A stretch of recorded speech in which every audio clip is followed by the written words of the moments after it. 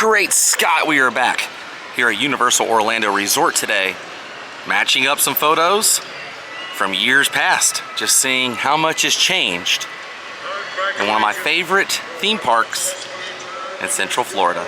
Hi everybody and welcome to the World of Micah. Found some more photos that I want to match up and compare and contrast from years past to current day, and I figured you guys will want to tag along with me. Now, let's take a closer look.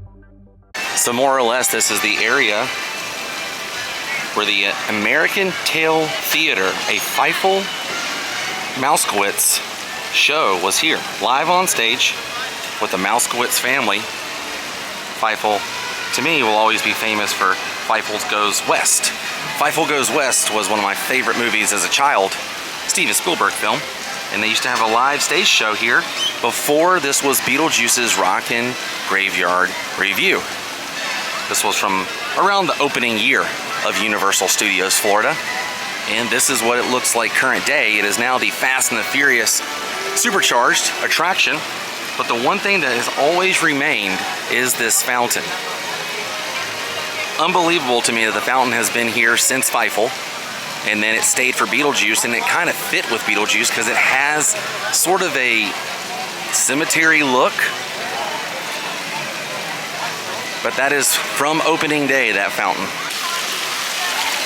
Pretty cool if you think about it. I mean, the detail on this thing is insane. It's definitely got a vibe to it.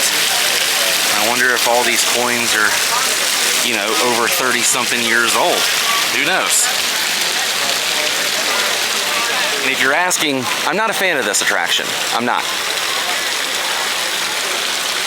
But did you guys ever get to see Feifel? I know everybody pretty much saw Beetlejuice. That was a staple here, but did you guys ever get to see Feifel on the stage here? Now, when this place was first built, it was more or less a working film studio and a theme park. It still has that mindset, but they filmed a TV series here called Superboy, The Adventures of Superboy, a story based on Superman. You can see right here the facades turn into a painting, a matte painting against the soundstage here, 57A. And then right here is where you can see Superboy against the Gotham Ice Company. But in the shot, they replaced it to where it says, "I am ice." They took the Gotham off. And on the side wall there, Our Sovereign, a portrait of Superman. You can see Superboy flying away. This is a promotional shot from the TV show. But that's cool to me that they covered that completely up. And an episode of Superboy was filmed right here on location. But now it's the entrance to the arcade and the restrooms here at the Gotham Ice Company. It's always been confusing because it says Gotham Ice Company. Everybody always thinks of Batman, you know? But it was used for Superboy. Now, I have shown the Ghostbusters area several times, including the New York Public Library and the old firehouse entrance. But there's a photo I want to show that has to do with Ghostbusters, but it also has to do with Jurassic Park. So right here was the 89 Engine Company, the entrance to the Ghostbusters Spooktacular show. Long before this was Twister and Hollywood Rip Ride Rocket, and also Race Through New York starring Jimmy Fallon. But when this was the 89 Engine Company, the entrance to the Ghostbusters Spooktacular, they had strollers here that were designed after Jurassic Park Jeeps. And if you look in the photograph, you can see the strollers had Jurassic Park Jeeps emblems on the side. The color scheme and everything was promoting Jurassic Park. Now, I want to say this was promoting The Lost World, possibly. Still on debate about that. I'm not 100% sure. If you know, let me know. It could just be a standard Jurassic Park Jeep. But this is where that photograph was taken, and I want to know what happened to those strollers. Those strollers should still be here, and they should be over in Islands of Adventure. But if you do decide to come back over here, you can see where the old sign used to be. the '89 engine company. It was right up there up top. And also, the window still says it. Right here. And it also says above and beyond, paranormal travel agent here. But right up there was the original sign. And this was the entrance here. Now this isn't matching up a photo, but I just wanted to show you guys some hidden things over here in the windows. They still pay tribute to Twister. If you guys look in the window here, it says Twister Cola. Nice little nod to the forgotten attraction here. But this area here totally has some tributes to Twister. That shirt right there is the exact type of shirt that Bill Paxton was wearing in the old pre-show video. And this press machine here, there's a tribute to Bull's Gym, which is still a store here at Universal. And then these are newspapers for the Metropolis Tribune, which is a tribute to when Superboy was filmed here. So it ties in what we were talking about earlier, because this is the Metropolis Tribune and was used in filming for Superboy. Right here. Everything just kind of ties together on this street, and I love it, and that's why I put it in the video. All right, let's move on to the next location to match up a photo. Did you guys know that Universal used to have a tram tour here, just like their sister studio out in Hollywood? That's right, Universal used to give a tram tour, and they would take you through the sound stages and all around the park, showing you different things and places you could visit. I still wish they had that, but here is photo proof taken looking into New York area. You can see the tram taking a right and continuing their tour. Now this is what it looks like current day, and the way they're turning, it looks like they're almost doing a little roundabout here and possibly entering into the television and film production facilities, which is straight ahead at stage 22. And here comes the tram once again in front of Soundstage 42, which at the time was the home to Hanna-Barbera. And you can see the Ghostbusters shop, which is now kind of a tech booth used for different concerts, and the tram coming down the street. You see all the old promotional flyers and stuff against Soundstage 42 there. And this was back when none of this was here. This was the Boneyard.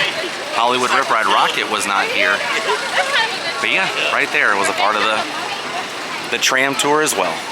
And while I'm here, I might as well give you guys an update on the Classic Monsters Cafe. The spinning sign is still here, but everything else is walled up and not looking too hot. This is almost mildly depressing to me to even do this. I've been kind of not paying attention to it when I'm in over here, so seeing it in this state just really upsets me. But I feel like we're gonna see the monsters once again very soon.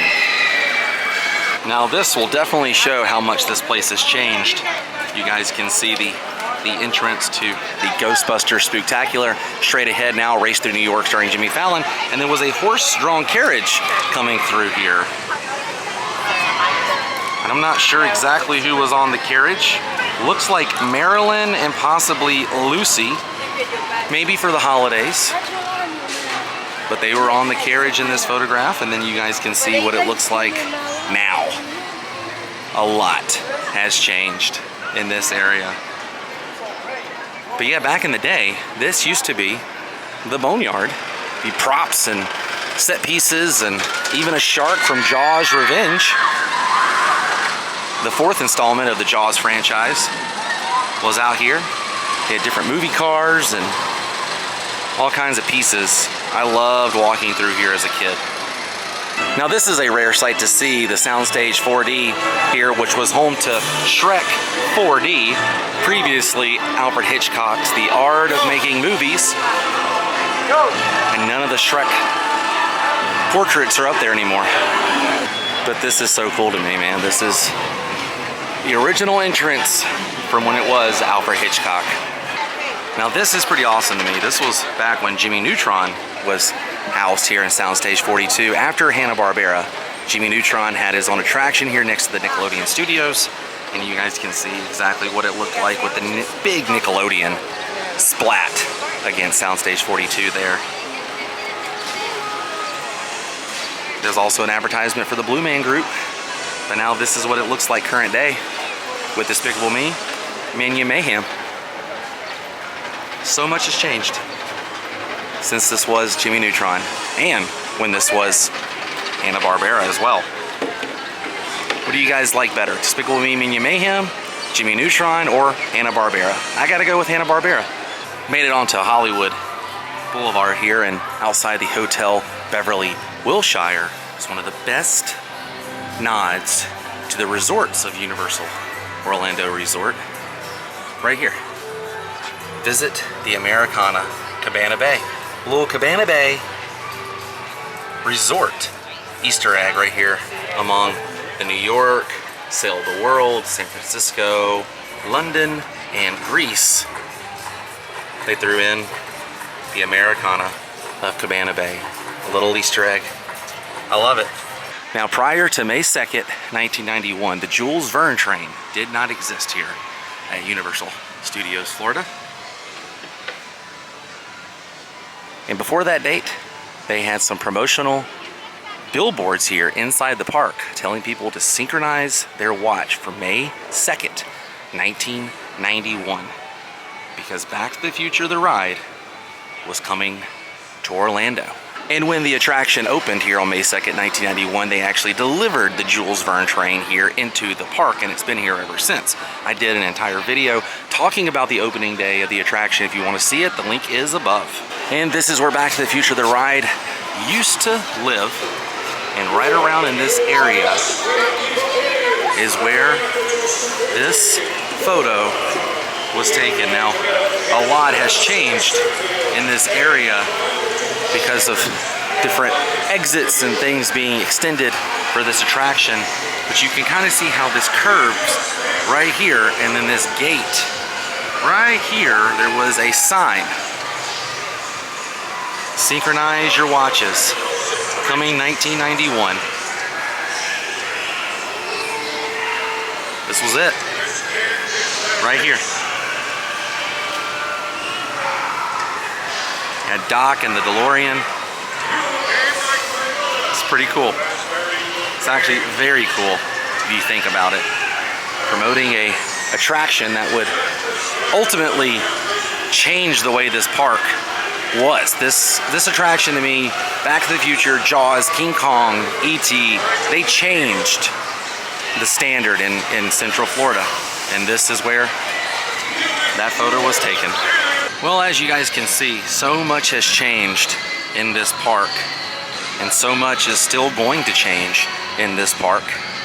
But I'm glad we can revisit the past in the form of photo comparisons. Well, this was a lot of fun. I'm glad we got to come out today and match up some photos from yesteryear here at Universal Orlando Resort. But I think we came, we took care of business here today on this adventure, which means it's time to say goodbye. If you enjoyed this episode, please click the thumbs up button the next time you're here at Universal. Tell someone World of Micah sent you, and I will see you guys on the next adventure. Until then, stay weird. Goodbye.